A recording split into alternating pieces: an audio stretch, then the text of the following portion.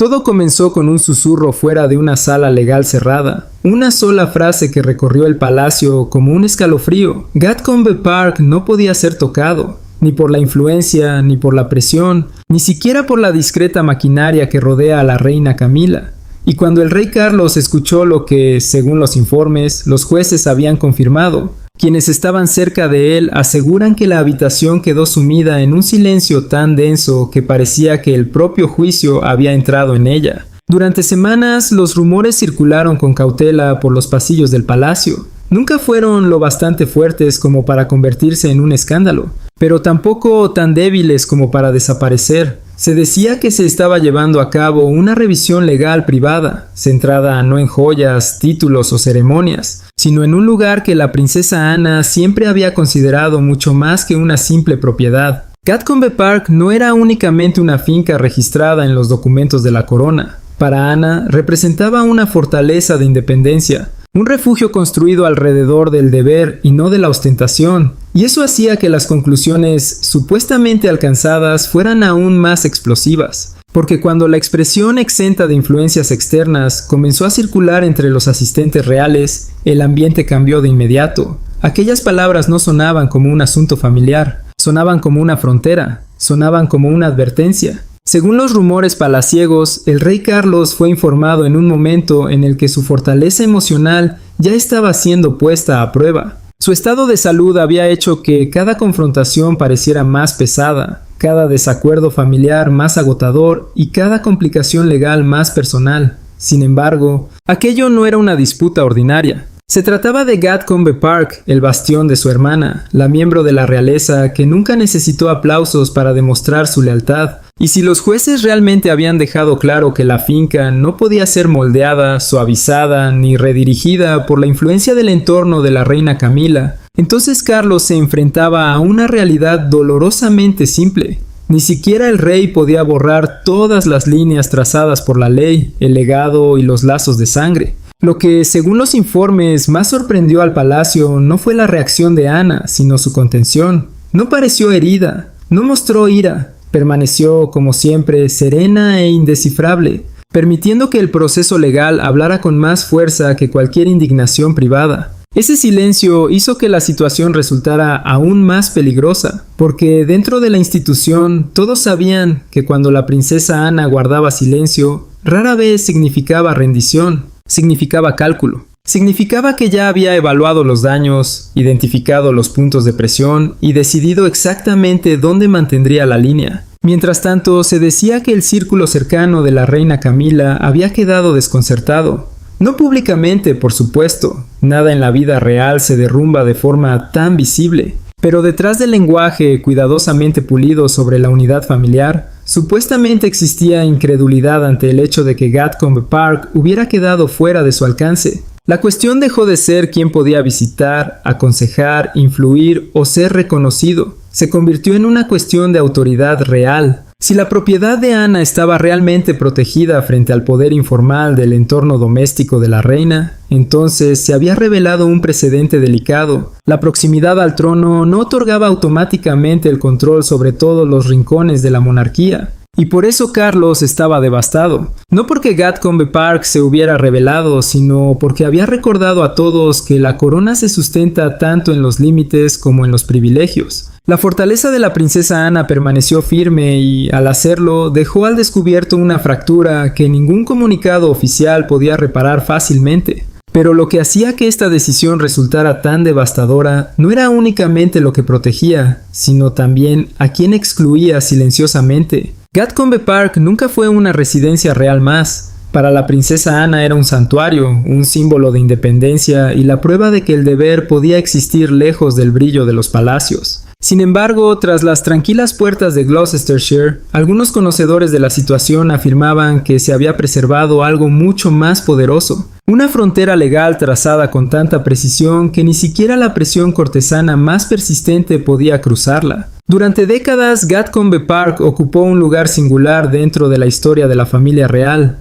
Nunca tuvo los titulares constantes del Palacio de Buckingham. No estuvo rodeado por el simbolismo inagotable del Castillo de Windsor, ni poseyó el peso político asociado a las principales sedes de la monarquía. Y precisamente por eso era importante. Mientras otras propiedades reales se vinculaban a ceremonias, expectativas públicas y dinámicas familiares cambiantes, Gatcombe evolucionó hacia algo distinto. Se convirtió en el bastión privado de la princesa Anna, un lugar que reflejaba su propia manera de entender la vida real, estable, disciplinada y alejada de las intrigas palaciegas.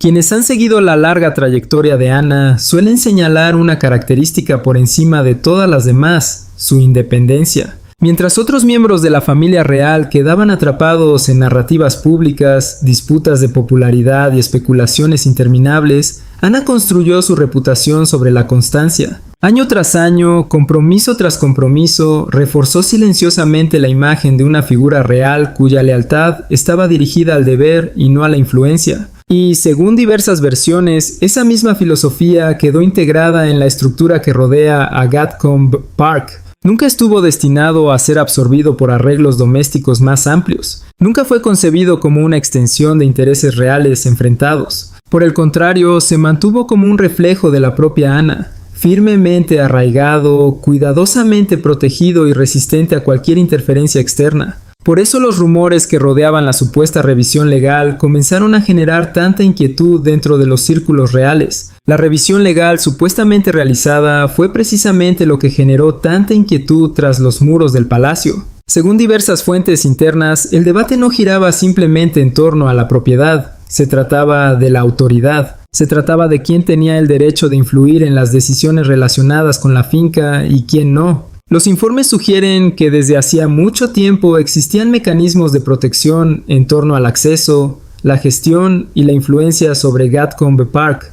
Protecciones que, presuntamente, habían sido diseñadas años atrás para garantizar que la propiedad permaneciera separada de las cambiantes estructuras de poder dentro de la monarquía. Si esto era cierto, aquellas salvaguardias no constituían simples tecnicismos legales, eran auténticas declaraciones de intenciones. Representaban un esfuerzo deliberado por preservar un espacio protegido de alianzas cambiantes y de las complejas dinámicas domésticas de la familia real. A medida que supuestamente fueron saliendo a la luz más detalles, la importancia de la interpretación realizada por los jueces se volvió imposible de ignorar. Según los rumores que circulaban en los círculos palaciegos, la finca no era considerada parte de una esfera más amplia de influencia doméstica, sino una entidad protegida con límites propios y claramente definidos. Y esa distinción lo cambió todo, porque una vez reconocido ese principio, el debate dejó de centrarse en tierras, edificios o cuestiones administrativas. Se transformó en una lucha por los límites. Se convirtió en una prueba para determinar dónde terminaba la influencia y dónde comenzaba la autonomía.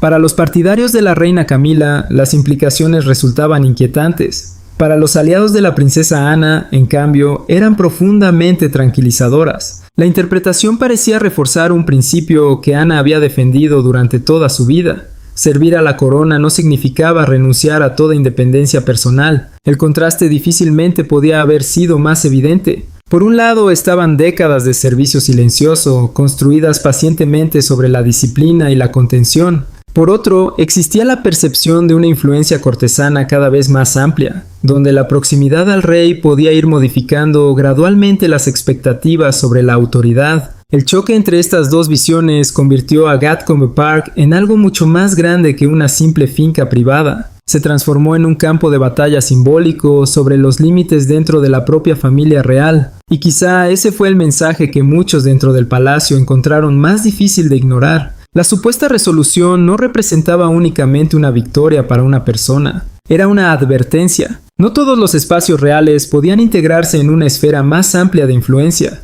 No todas las instituciones podían ser absorbidas mediante el acceso, la cercanía o la persuasión. Algunas fronteras, una vez establecidas, estaban destinadas a perdurar independientemente de quién ocupara posiciones de relevancia dentro de la monarquía. Y una vez reconocida esa frontera, surgió una pregunta inevitable. ¿Quién había intentado ponerla a prueba? Nadie habló de una toma de control. Nadie se atrevió a hacerlo.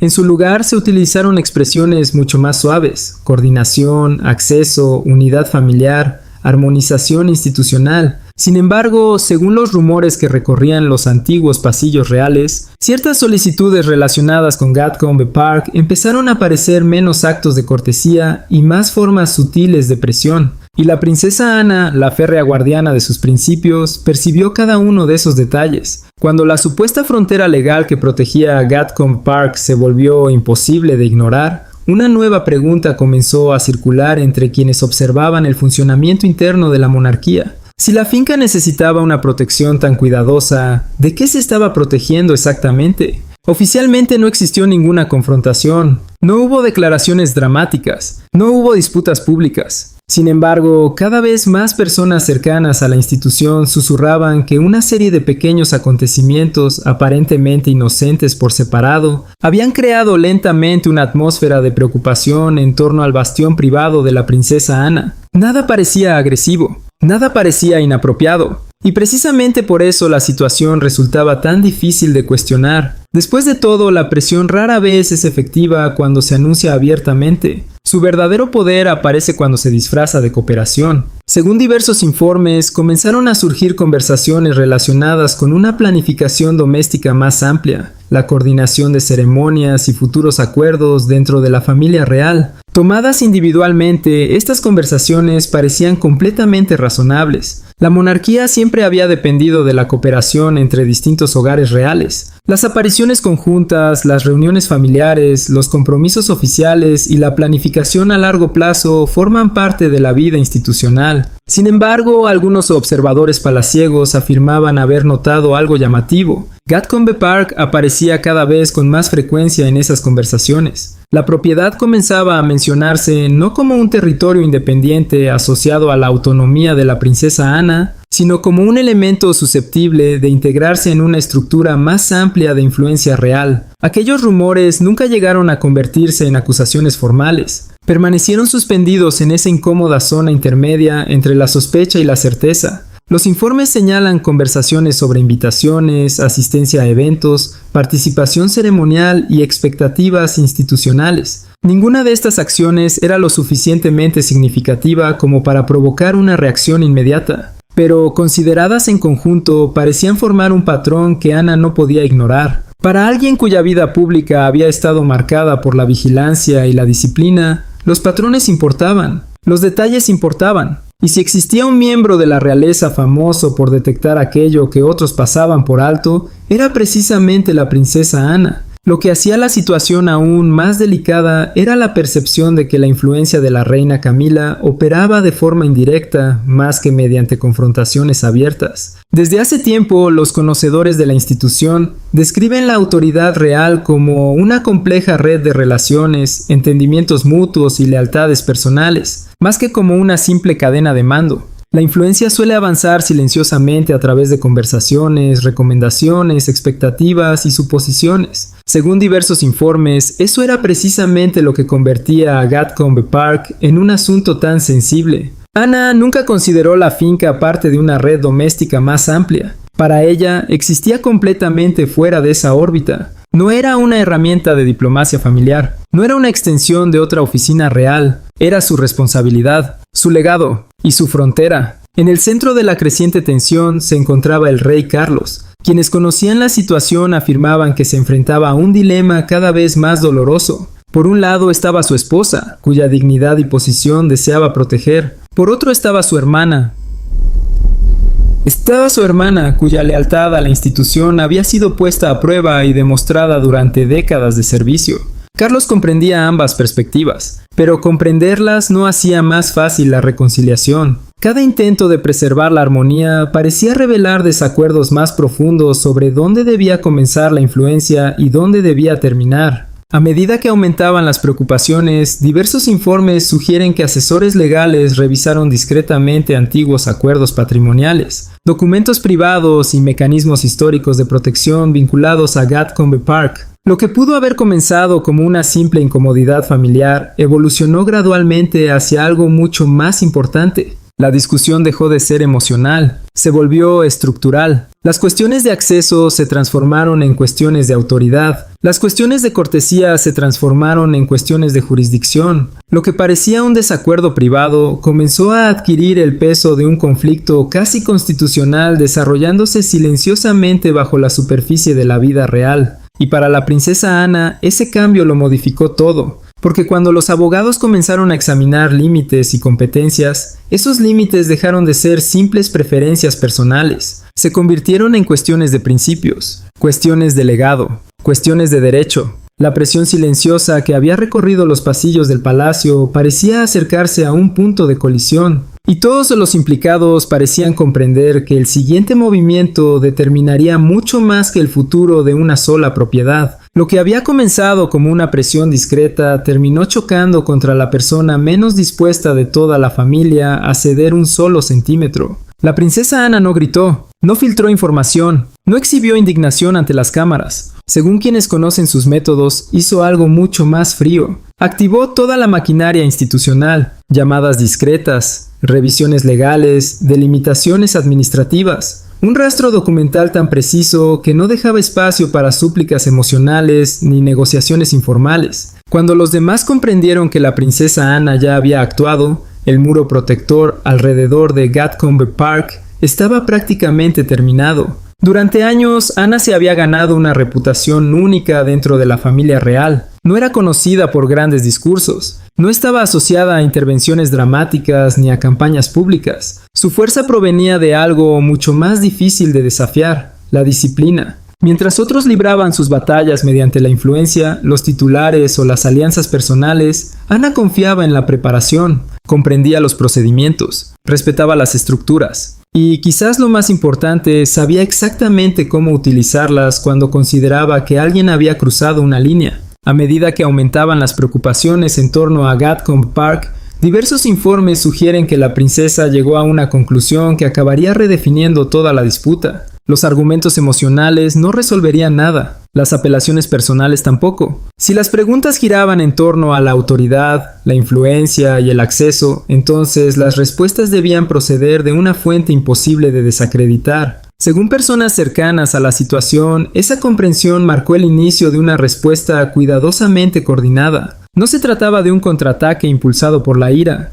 Era un esfuerzo metódico destinado a establecer con precisión dónde se encontraban los límites y quién tenía el derecho de defenderlos. Quienes conocían el proceso afirman que el equipo de Ana solicitó discretamente una revisión formal del estatus protegido de la propiedad. No hubo anuncios públicos. No se emitieron advertencias. El procedimiento avanzó silenciosamente a través de canales legales, registros administrativos y acuerdos históricos que durante años habían permanecido lejos de la atención pública. Sin embargo, dentro de los círculos reales, la noticia se propagó rápidamente. Los mismos rumores que antes se centraban en la influencia y el acceso comenzaron a girar alrededor de la documentación, los precedentes y las interpretaciones jurídicas. El campo de batalla había cambiado. En el corazón de esta estrategia existía un principio muy simple. Si Gatcombe Park estaba realmente protegido, entonces esas protecciones debían ser reconocidas formalmente, no asumidas, no insinuadas. Reconocidas. Los informes indican que antiguos acuerdos, entendimientos privados y estructuras legales cuidadosamente preservadas fueron revisados nuevamente con extrema atención.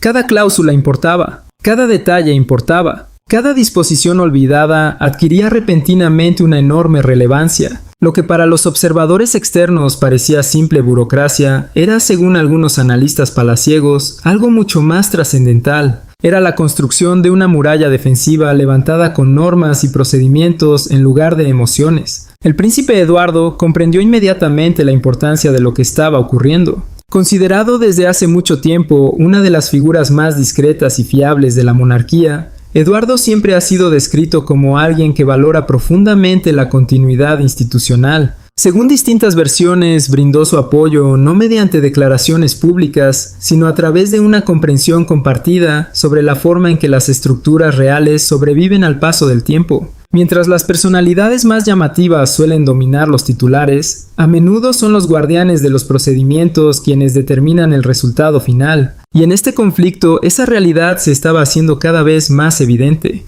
Fuentes cercanas al príncipe Guillermo afirman que él también comprendió rápidamente las implicaciones más amplias del caso. Ya no se trataba únicamente de una disputa sobre una finca. Era una prueba de precedentes, una prueba para determinar si la influencia personal podía redefinir gradualmente espacios que habían sido protegidos de forma deliberada. Guillermo, según los informes, entendía que las futuras generaciones heredarían no solo propiedades y títulos, sino también los principios asociados a ellos. Si esos límites se debilitaban ahora, las consecuencias podrían extenderse mucho más allá de Gatcombe Park. A medida que avanzaba la revisión, algunos asistentes palaciegos comenzaron a referirse informalmente a la estrategia de Anna como el cortafuegos de Gatcombe. La expresión captaba perfectamente la esencia de lo que estaba ocurriendo. No era una campaña contra una persona. Era un sistema diseñado para impedir cualquier invasión antes de que llegara a producirse. Un cortafuegos no ataca, bloquea, separa,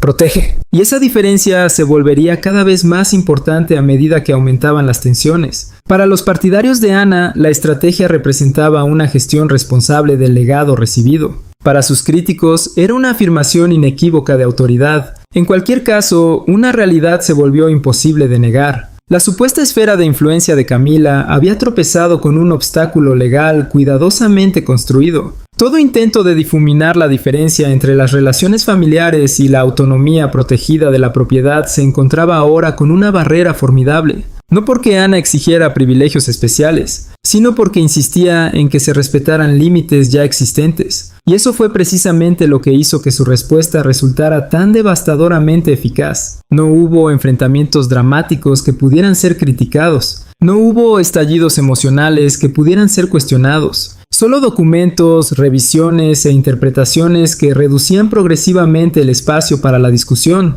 Lo que comenzó como una incomodidad dentro del palacio terminó convirtiéndose en una auténtica guerra burocrática. Y las guerras burocráticas suelen ganarse mucho antes de que el público descubra siquiera que existe una batalla. Sin embargo, la verdadera conmoción llegó cuando la interpretación jurídica no solo respaldó la posición de Anna. Según los informes, dejó profundamente desacreditado al grupo cortesano que se oponía a ella. La conclusión cayó sobre el palacio como un martillo golpeando una superficie de mármol pulido. Gatcombe Park permanecía separado. Su carácter privado, sus protecciones especiales y su vínculo con la princesa Anna no podían ser anulados por la mera influencia doméstica. Para el rey Carlos aquello resultó devastador, no porque los jueces lo hubieran atacado personalmente, sino porque habían puesto de manifiesto una verdad que ya no podía suavizar ni reinterpretar. Cuando la interpretación jurídica comenzó a circular por los círculos reales, la atmósfera cambió por completo.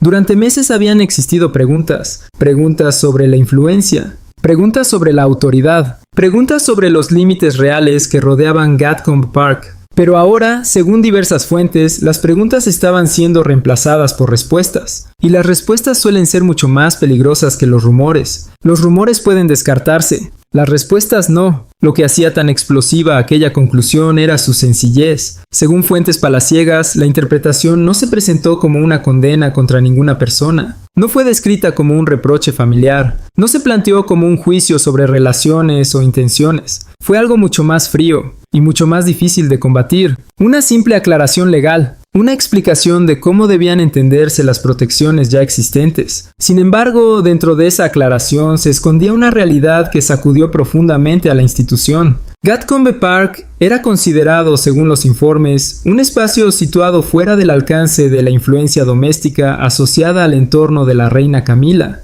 No porque alguien buscara crear divisiones, sino porque las estructuras que protegían la finca habían sido diseñadas precisamente para garantizar esa independencia. Para el rey Carlos, el impacto emocional fue considerable. Personas cercanas al palacio aseguran que aquella conclusión lo obligó a enfrentarse a una realidad que llevaba meses intentando equilibrar. Era un esposo que deseaba proteger la posición de su mujer. Era un hermano que quería respetar la autonomía de la princesa Anna. Y, sobre todo, era un rey que intentaba preservar la unidad de una institución construida sobre la tradición. Sin embargo, la interpretación jurídica dejó muy poco margen para el compromiso. La cuestión ya no consistía en encontrar un terreno común, consistía en reconocer dónde ese terreno ya había sido delimitado. Y, según diversas fuentes, esa comprensión resultó profundamente dolorosa. No porque Carlos hubiera perdido autoridad, sino porque la situación reveló los límites de la influencia. La monarquía siempre ha dependido de relaciones personales, confianza y entendimiento mutuo,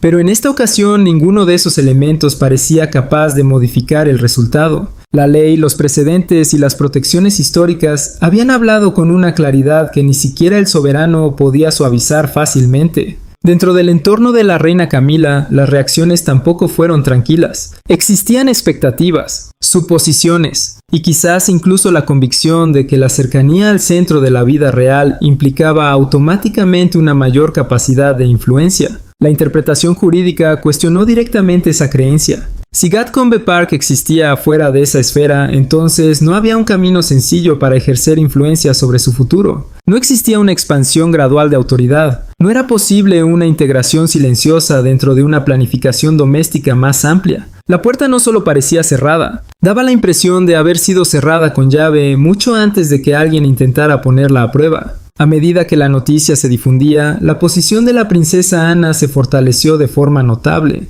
No porque celebrara la situación, no porque buscara reconocimiento, sino porque la interpretación jurídica confirmaba exactamente aquello que había defendido discretamente desde el principio. Gatcombe Park no era una ficha de negociación, no era un activo ceremonial destinado a adaptarse a nuevas estructuras de poder, era una responsabilidad protegida, un legado confiado a la custodia y al deber. Y esa diferencia trascendía ampliamente los límites de la propiedad. Dentro de los círculos palaciegos, cada vez más observadores describían la situación como un triunfo del deber sobre la proximidad al poder, un recordatorio de que la cercanía al rey, por importante que fuera, no se traducía automáticamente en autoridad institucional, porque la monarquía, pese a todas sus relaciones personales, seguía gobernada por estructuras más grandes que cualquier individuo, más grandes que cualquier matrimonio, más grandes que cualquier alianza doméstica. Y esa fue la lección que resonó en los pasillos tras aquella interpretación. La princesa Ana no prevaleció porque tuviera más influencia.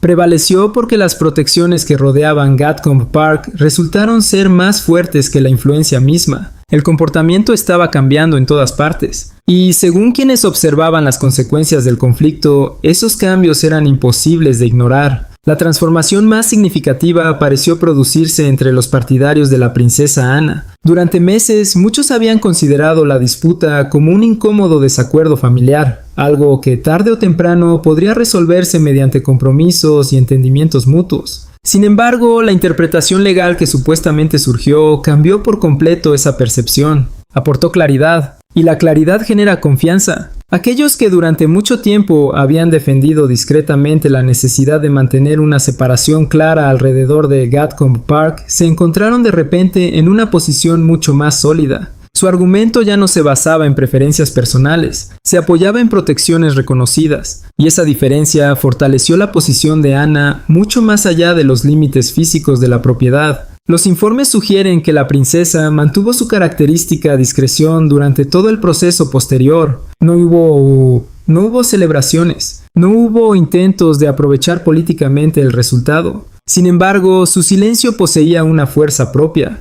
La ausencia de triunfalismo reforzó la percepción de que nunca había luchado por una ventaja personal. A los ojos de sus aliados había estado defendiendo un principio que ahora parecía más sólido que nunca. Mientras tanto, el rey Carlos se encontraba, según diversas fuentes, atravesando uno de los momentos más delicados de toda esta historia. Personas cercanas al palacio aseguran que trabajó incansablemente para preservar la calma mientras aceptaba la realidad jurídica que había emergido. Era una posición extremadamente difícil. Cada esfuerzo por apoyar a su esposa podía interpretarse como una falta de respeto hacia las protecciones que rodeaban a Gatcombe Park. Y cada esfuerzo por respetar esas protecciones corría el riesgo de aumentar la sensación de aislamiento en otros sectores. Carlos ya no estaba enfrentando un problema legal, estaba enfrentando un problema emocional. La situación se volvió aún más compleja porque otros miembros de la familia real comenzaron a sacar sus propias conclusiones. Según diversas versiones, el príncipe Guillermo y el príncipe Eduardo vieron el resultado como algo más que una simple victoria en una disputa puntual.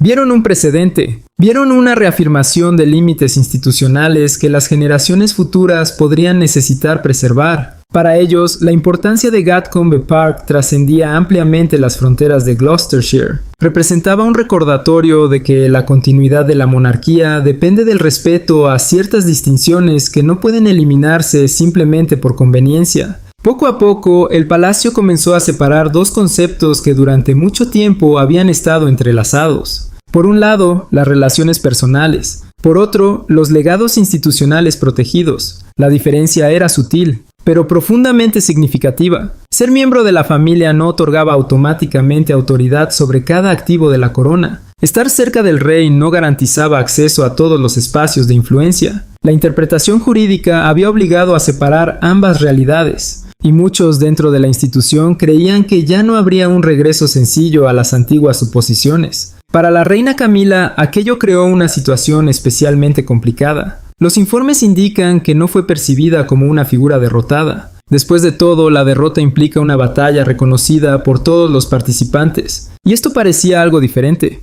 más complejo, más silencioso, más aislante. La interpretación legal no la condenaba, pero sí parecía limitar discretamente el alcance de una red de influencia que muchos consideraban cada vez más consolidada, y esa circunstancia dejaba pocos objetivos claros hacia los cuales dirigir la frustración, y aún menos posibilidades de revertir la situación. A medida que pasaban las semanas, la presión emocional continuó creciendo bajo la superficie. Cada expectativa reajustada, cada conversación más cautelosa, cada nuevo debate sobre límites y competencias. Todo añadía una nueva capa a un conflicto que cada vez tenía menos relación con Gatcombe Park y más con el equilibrio futuro del poder dentro de la monarquía. Pero mientras aumentaba la tensión, todas las miradas volvieron a dirigirse hacia el rey Carlos, el hombre atrapado entre la lealtad hacia su esposa y las exigencias inflexibles de la corona. Para Carlos, la decisión sobre Gatcombe Park fue mucho más que una contrariedad legal. Fue una confrontación personal con la realidad. El hombre que había pasado toda una vida preparándose para reinar, descubrió que incluso siendo rey, existían límites que no podía modificar para preservar la paz doméstica. En ese momento, Carlos parecía menos un monarca y más un hombre rodeado por las consecuencias de decisiones que escapaban a su control. Según quienes siguieron de cerca el desarrollo de las tensiones, la batalla más difícil nunca se libró en despachos legales, revisiones administrativas o reuniones palaciegas. Se libró dentro del propio Carlos. Mucho antes de convertirse en rey, había pasado décadas equilibrando responsabilidades contradictorias. Era un hijo marcado por la historia familiar, un esposo decidido a proteger a la mujer que amaba, un padre que preparaba a la siguiente generación, y finalmente un monarca encargado de preservar una institución mucho más grande que cualquier individuo. Normalmente, esas responsabilidades podían coexistir, pero los informes sugieren que la disputa de Gatcombe las colocó en curso de colisión. Durante meses, Carlos buscó una solución capaz de satisfacer a todos, un camino que preservara la dignidad sin generar divisiones, un compromiso que respetara la independencia de la princesa Ana sin hacer que Camila se sintiera excluida. Sin embargo, la interpretación jurídica fue eliminando esas posibilidades una tras otra. Cuantos más detalles salían a la luz, más difícil resultaba sostener que todo se trataba simplemente de un malentendido. Los límites existían, las protecciones existían, y, según fuentes del palacio, la conclusión se volvió imposible de evitar. Algunas líneas habían sido trazadas mucho antes de que Carlos ascendiera al trono. Esa realidad, según se afirma, pesó enormemente sobre él, porque en el centro de la disputa se encontraban dos personas cuya lealtad comprendía de formas muy distintas. Por un lado estaba Camila, la mujer que había permanecido a su lado durante años de críticas, controversias y dificultades personales. Apoyarla no era únicamente una obligación institucional,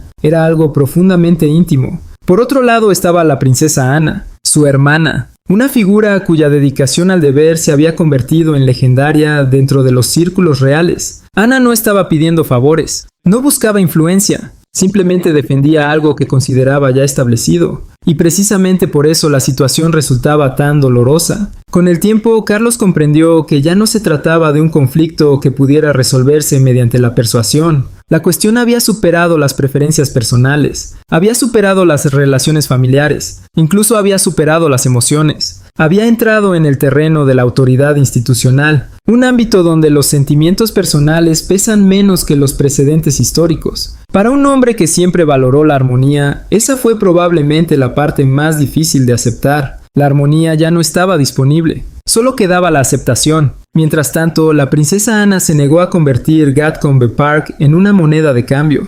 Quienes conocen su manera de actuar aseguran que jamás utilizó la propiedad como instrumento de presión dentro de una disputa familiar más amplia.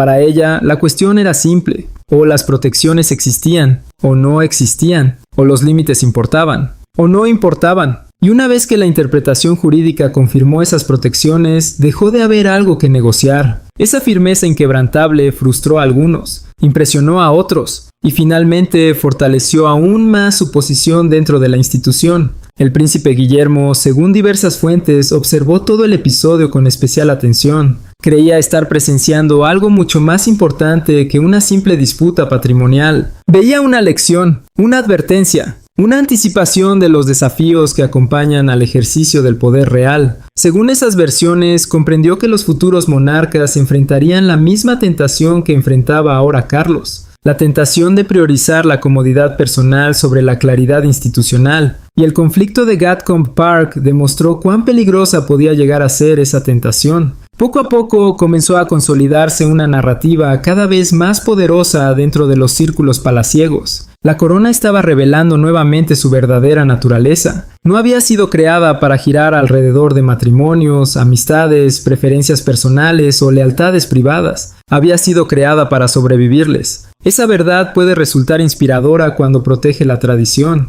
pero también puede resultar dolorosa cuando exige sacrificios. Y para Carlos exigió ambas cosas. Según diversas fuentes, el rey terminó aceptando la realidad, no de manera pública, no de forma dramática, sino silenciosamente. La interpretación jurídica permanecería vigente. Gatcombe Park seguiría protegido, y los límites permanecerían intactos. En muchos sentidos, esa aceptación se convirtió en el verdadero punto de inflexión de toda la historia, porque una vez que Carlos dejó de resistirse a la conclusión, el conflicto comenzó a perder impulso. Sin embargo, la aceptación no trajo consuelo, trajo claridad, y la claridad suele llegar con una frialdad mucho mayor que la victoria. La monarquía había elegido la estructura por encima del sentimiento, el precedente por encima de la proximidad y el deber por encima de la conveniencia. Para Carlos, el precio de esa elección fue profundamente personal, pero para la institución que había jurado proteger, parecía una necesidad inevitable. Y cuando finalmente dejó de resistirse a esa realidad, el palacio entró en una etapa nueva y más fría.